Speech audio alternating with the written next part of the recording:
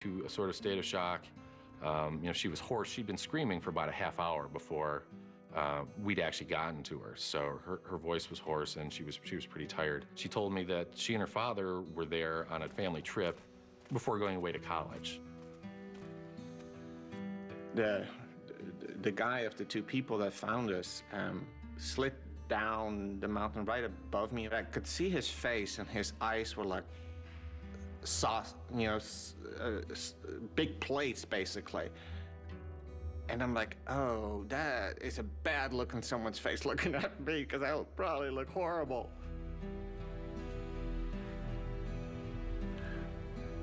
How's Jenna? Jenna's okay. My wife ran down the trail to get help. Help is on the way. I dropped my camera.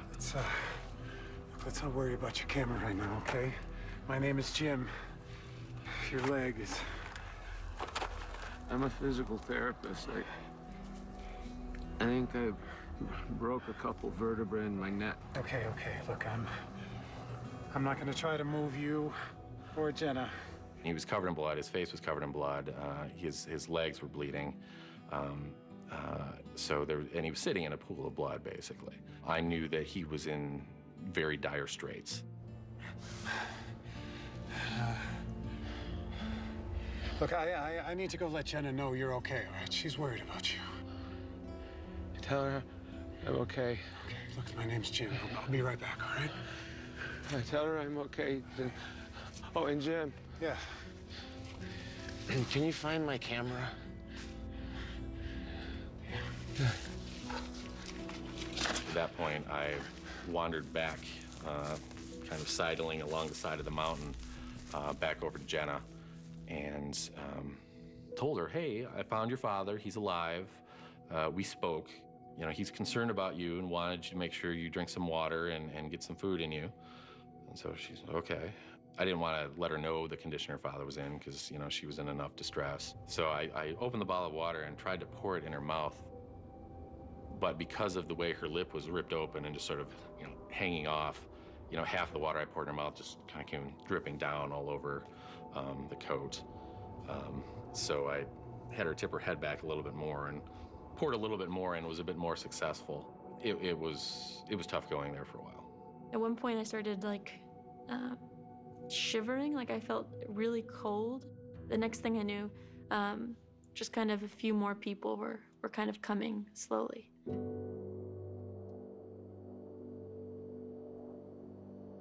By that time, there was a small group of us at the top, and we all started asking, what do you need? What can we do for you? How can we help?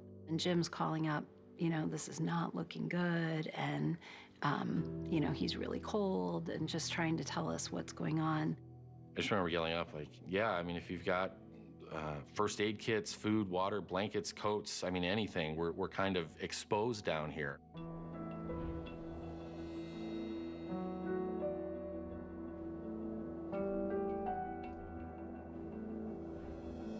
The people began tossing down clothing,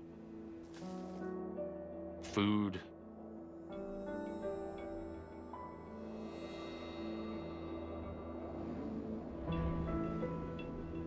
All right, that's good. Anybody have any blankets? Are there blankets up there? Great.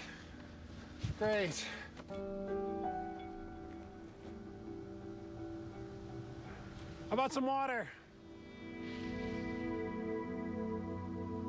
Excellent.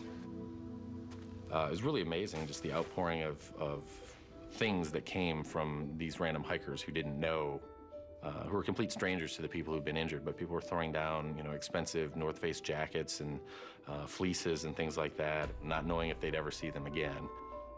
And in most cases, didn't ever see any of that stuff again. We were tying them all together and tossing them over the side, trying to reach him, and some made it to him, some didn't. We were tossing food, whatever we could do.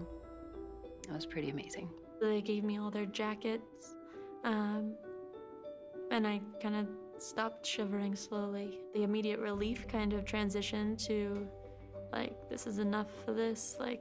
I'm done with being on the mountain.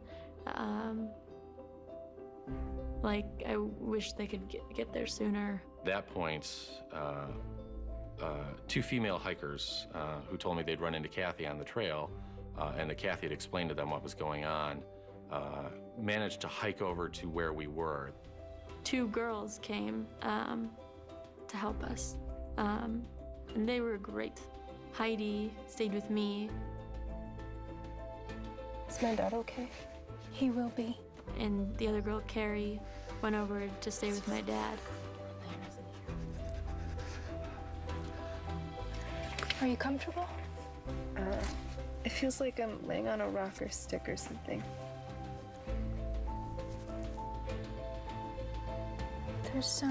There's nothing there. Maybe you should try not to move your back too much. Okay. She kept checking, and there was no branch I was lying on. I guess I was just feeling my broken back. She gave me her jackets and kept on updating me on how my dad was. I started to shake. I mean, it got really, really cold. You're on the side of a mountain, and you're all wet and gross, and the wind's blowing, and so one of the girls put her body on top of mine and said, "Jenna, this will help you." Jenna. She's in good hands, but we need to warm you up.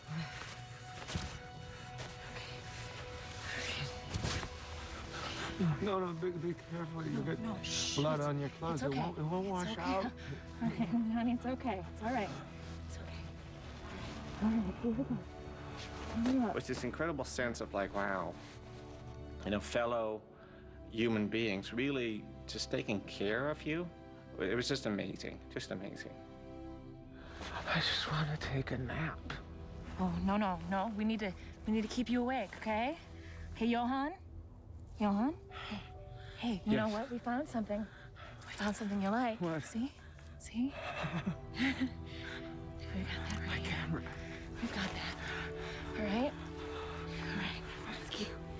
Let's keep you warm.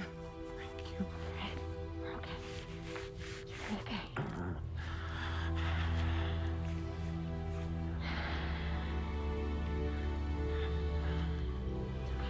Thank you.